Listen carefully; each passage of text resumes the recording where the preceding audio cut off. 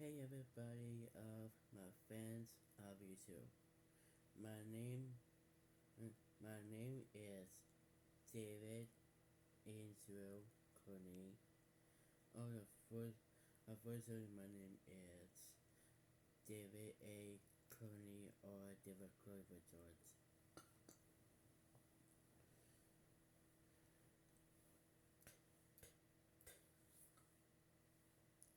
This is my channel, Mr. Boring Dave. Yeah, exactly.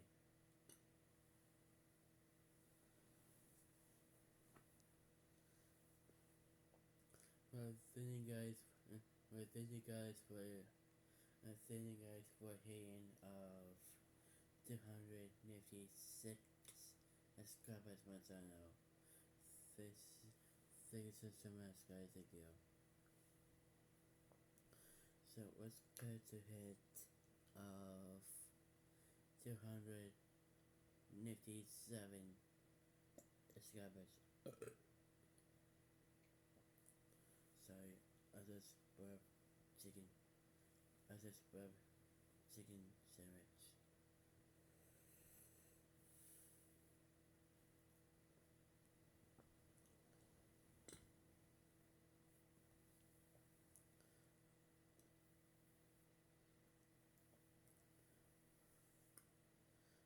But there's a kiddo, but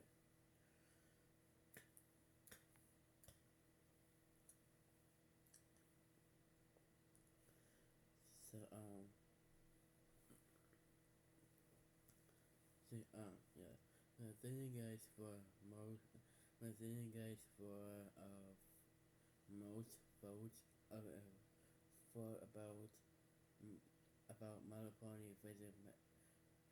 Thank you guys for most votes is Malaponi visit magic season 2 episodes. Thank you guys for most votes of Family Apprehension Day and Baby Gates.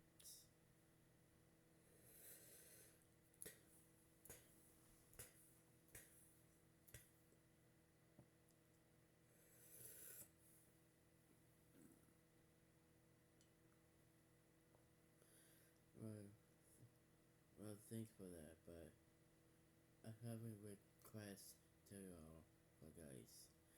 Can you please vote? Can you please, guys? Can you please for people for votes of Hot Mommy Eve? Please, I want you. So I'm not doing of the song of the hot carol songs. I do that. So let's cut to of October 10th video. I hope you watch with scary AU invention of Malaponi with magic. It's become Cookie Virus. Oh, kinda scary. I think I think you go back to the amazing.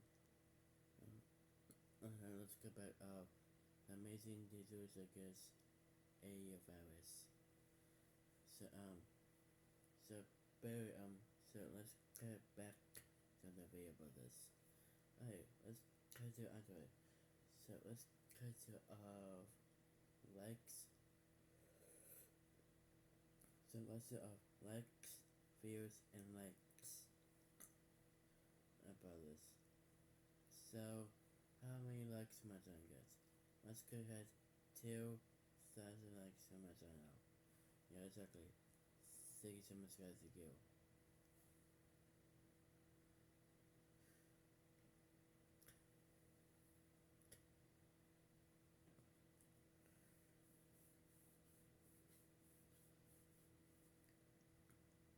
So how many views I got? I got so I got 22,000 views of YouTube.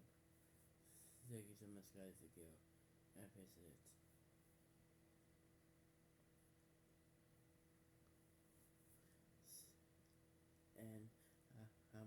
Smasanya, let's go ahead. 222 satellites Smasanya. Or 3 summons guys for a hitting of 222 satellites Smasanya. And finally, so today, let's go to the video, sorry. So, alright, so today's video is going to be called MLP Cookie Virus Affecting Era Lore Explained. MLP Affected EU by Affected Course. Oh my goodness, it sounds like a creepy demonic horse with smile affected with Cookie. Oh my goodness, I'm so scared about this freak smile monster of a Barbie Cookie like that. That's totally freaky, dude. Nobody and nobody likes the worst and nobody will watch this episode of Twix and nobody likes for action to watch twice of 26 weeks later episode. And no one cares. So let's get to the video of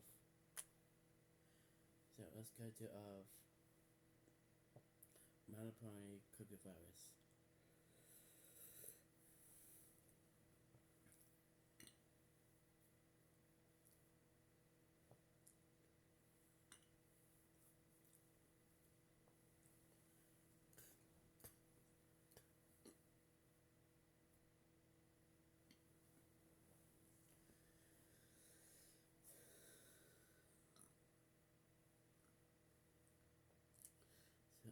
Yeah, let's get to the video of MLP Cookie Virus. So yeah.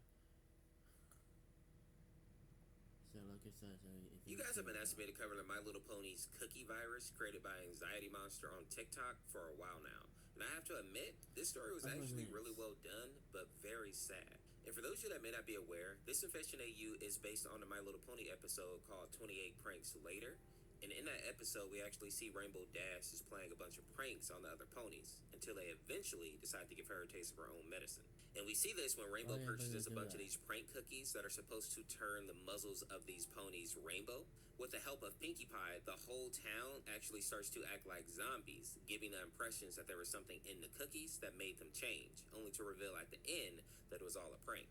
But this AU actually shows us a reality where there actually was something in those cookies that turns the ponies into zombies. And since the name 28 Pranks Later is based on the horror movie 28 Days Later, we can assume that the ingredients gives off similar effects as the rage virus. But now that you know what this AU is based on, let's go ahead and see how the story actually unfolds. Now, the story starts off by showing us a journal entry that showcases the stages of the infection, with Twilight as the first example. And in this stage, while the ponies are very hungry, they still have some of their sanity. And at this point, the only thing that they crave are the cookies that infected them. We also learn that the rainbow muzzle is one of the first outward signs of the infection.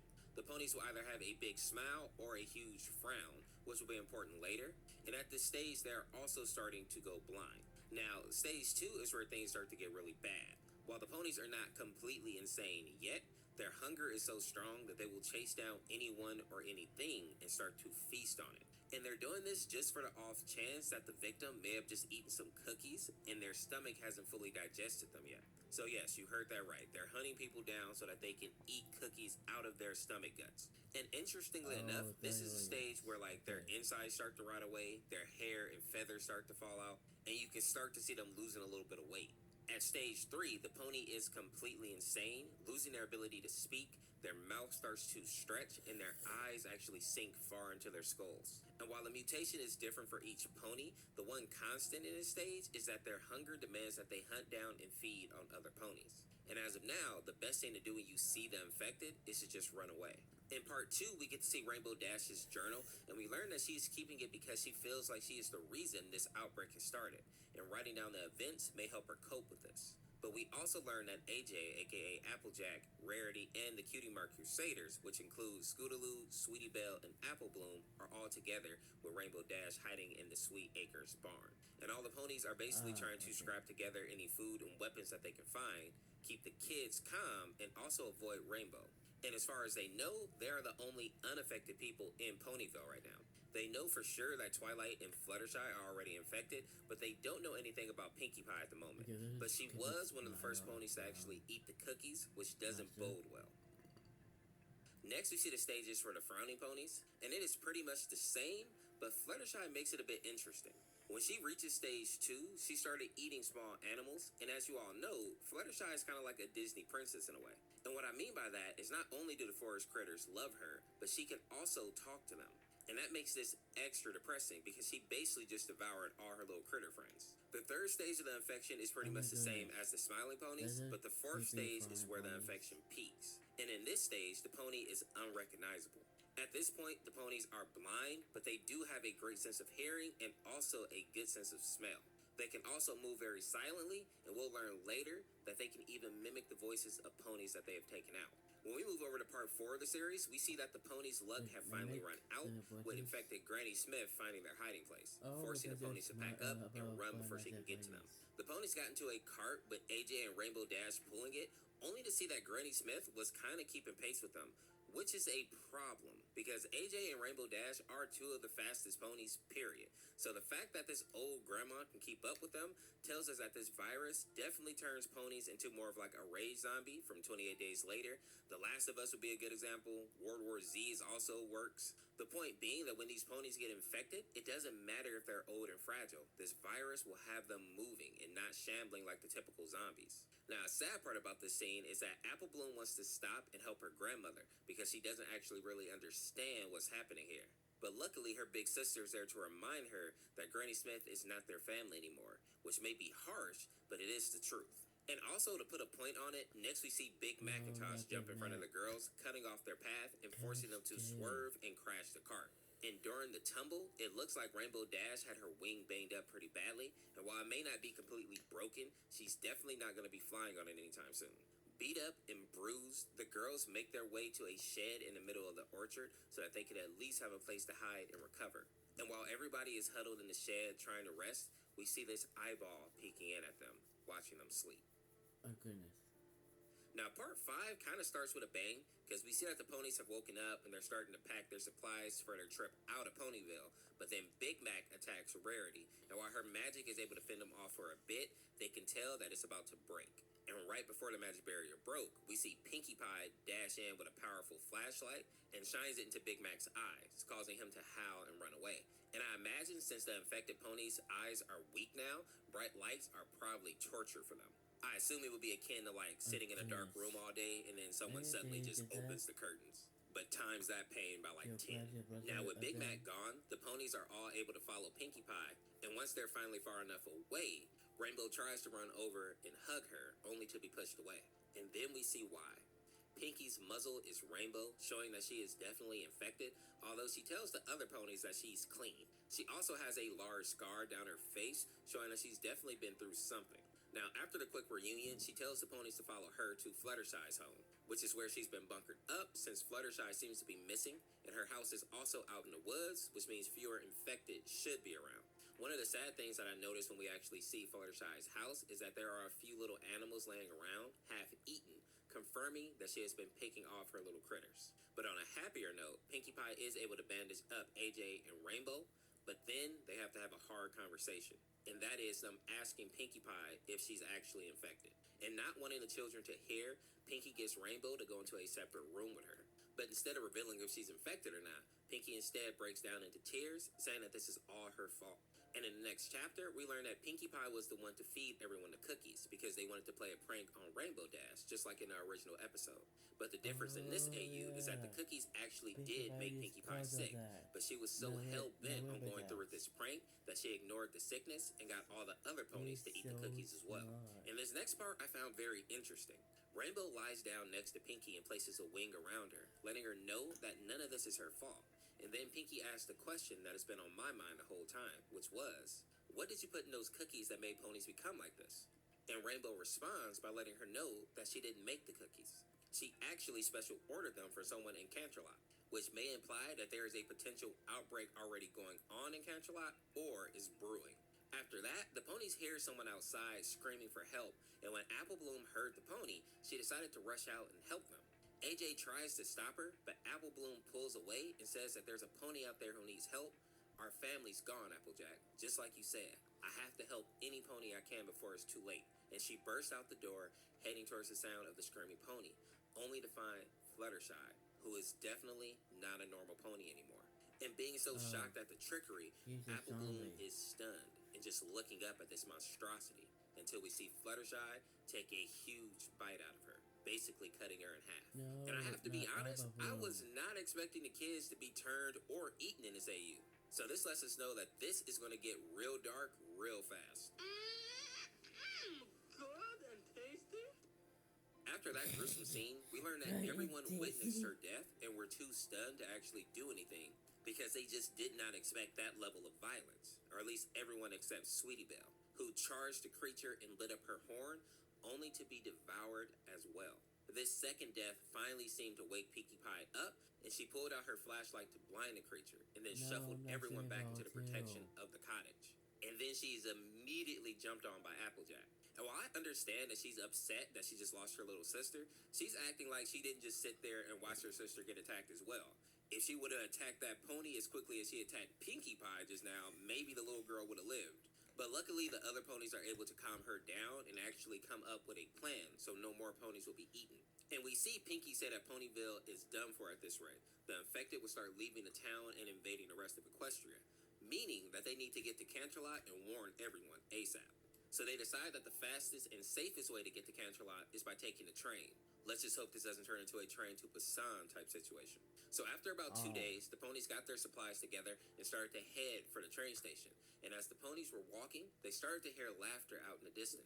But this laughter didn't sound normal, but rather broken and sinister. And then they noticed that the laughter started getting closer to them, as if something had heard them and was now moving towards them.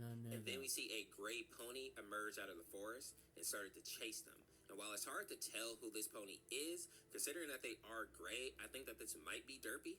And to make matters worse, after they spotted that one pony, a bunch more started to chase them as well. But luckily, they were able to make it to the train, and it seems to be in good shape, although there were some blood trails inside the cab, which is to be expected in an apocalypse. Next, we get to see just how strong these infected ponies are, with the fact that they were able to break through the thick glass of the train windows with little effort. And if given enough time, they definitely would have broken this train. But before they could actually do that, the train starts to move, and the ponies were able to safely get out of town.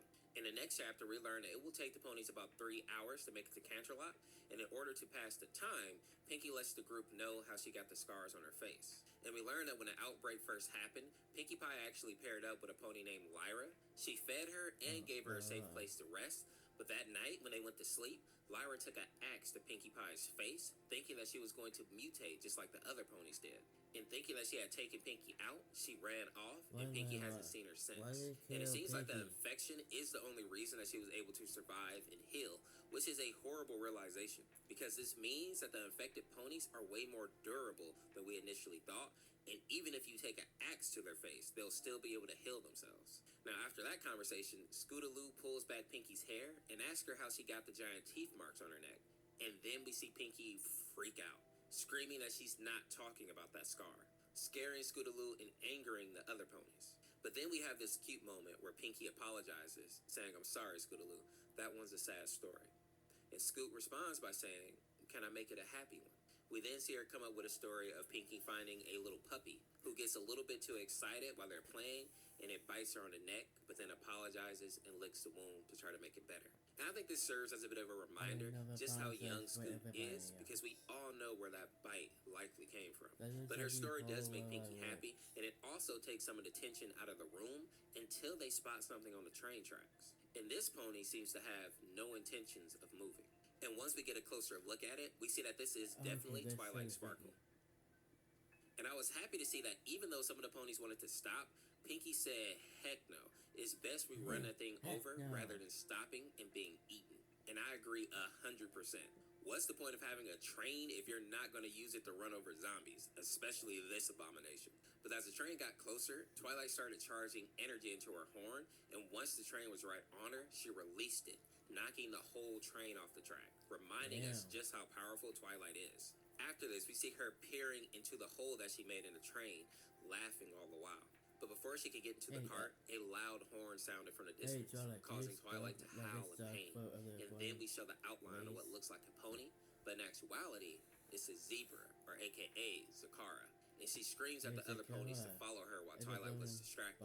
So everyone filed out of the train cab and started to follow her into the everfree forest. But then they heard AJ scream. And when they turned around, they saw Twilight biting down on her foot.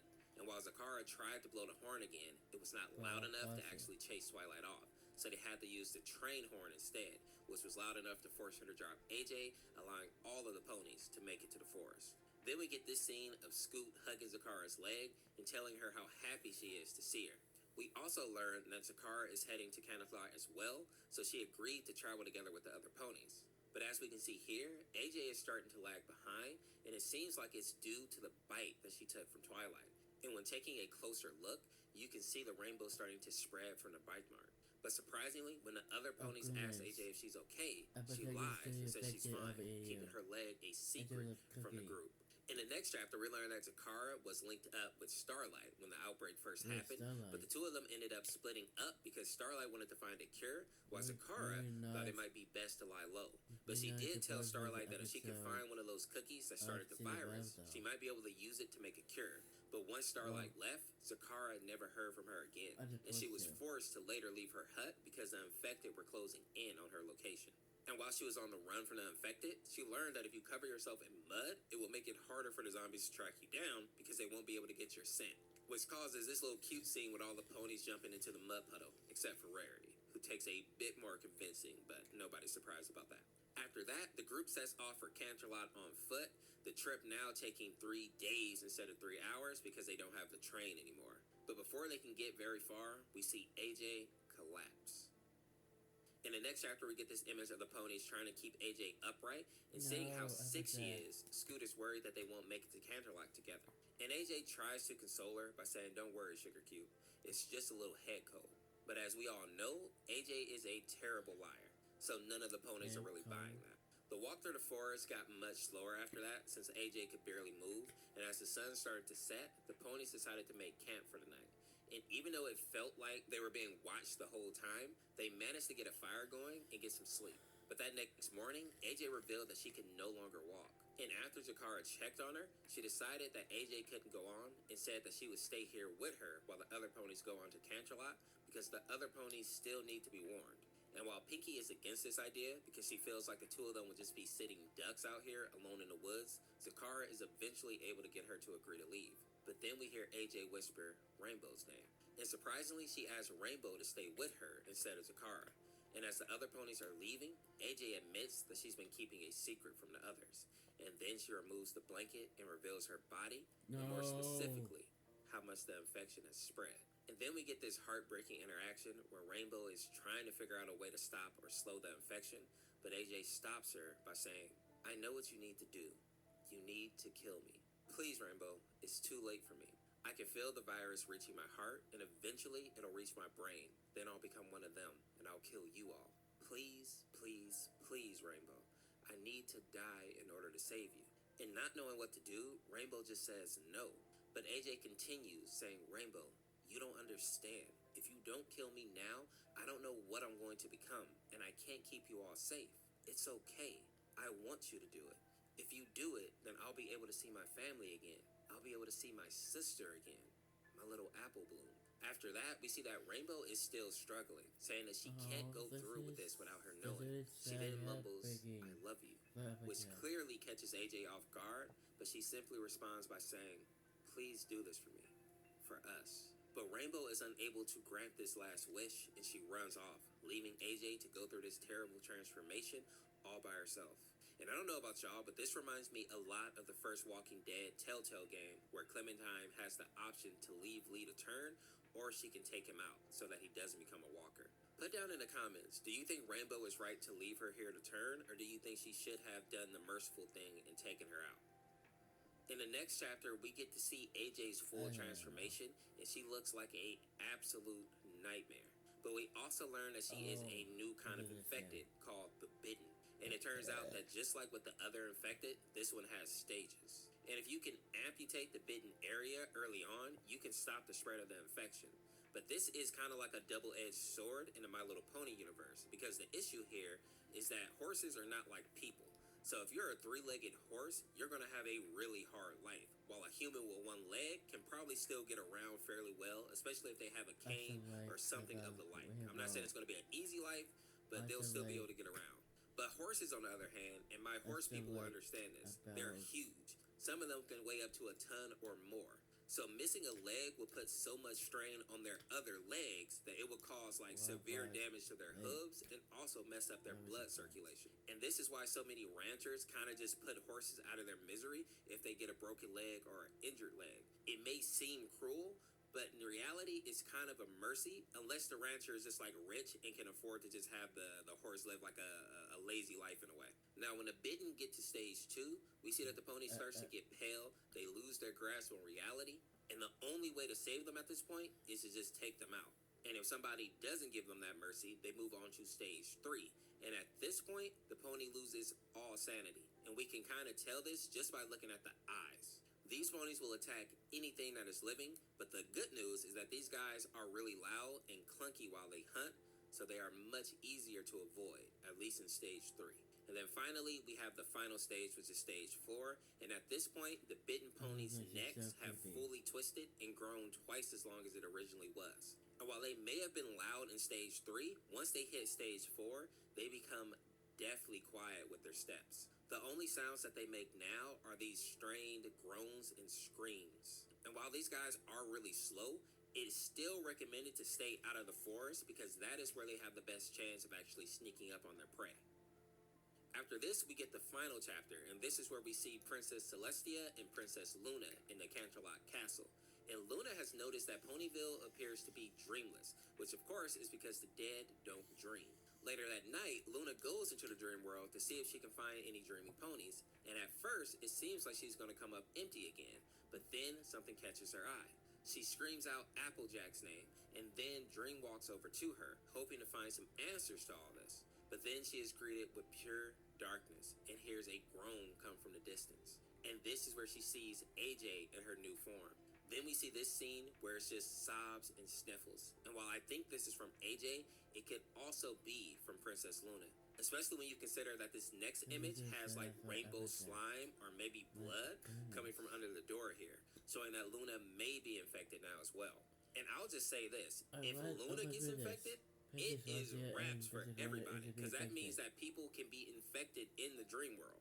There will be no shot that the rest of the ponies will make it out of this alive or unaffected. Now, I predict that in the next part of the series, the other ponies are going to finally make it to Canterlot and team up with Princess Celestina to try and figure out who created those infected cookies in the first place. And once they're able to figure out what ingredients is causing this reaction, Zakara will likely be able to assist in making some kind of vaccine. They'll just have to buy her enough time and, of course, keep the infected ponies from eating more people. But that's just my theory for now. If you enjoyed this video, make sure to check out this video here and go support Anxiety Monster on TikTok. I saw a lot of you asking me to cover the Dragon Ball Z horror series, so I'll start taking a look at that one next, and that may be the next video to come out. With that being said, we'll see you tomorrow with another one. Peace, peace. Damn, this is scary. Oh my goodness. Alright guys, that's it for Season 2 of Melpony Cookie Virus Infection EU Lore Explained. Melpony Infection EU. Alright guys, so this was you guys in this video. So let's go to smack the button, subscribe, and notification bell too. Except for one thing, how does Pinkie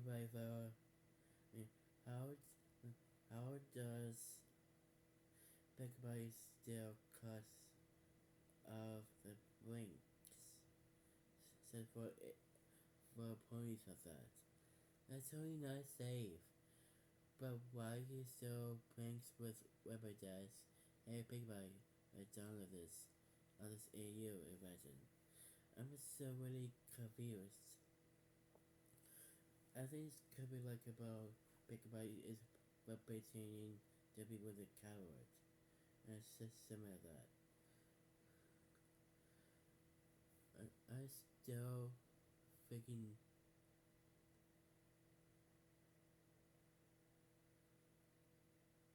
coward and similar to that. Exactly. He's a coward. So what does Pinkie for and how does Pinkie for because of this episode? Because she is actually doing the brinks for representation and Pinkie a terrible the brinks for not to be with about Carter or ponies with that. What are you kidding me? Can you stop with the brinks, please? I mean, can you stop with the brinks, please? I don't want to. I just saying this video, but goodbye, love you.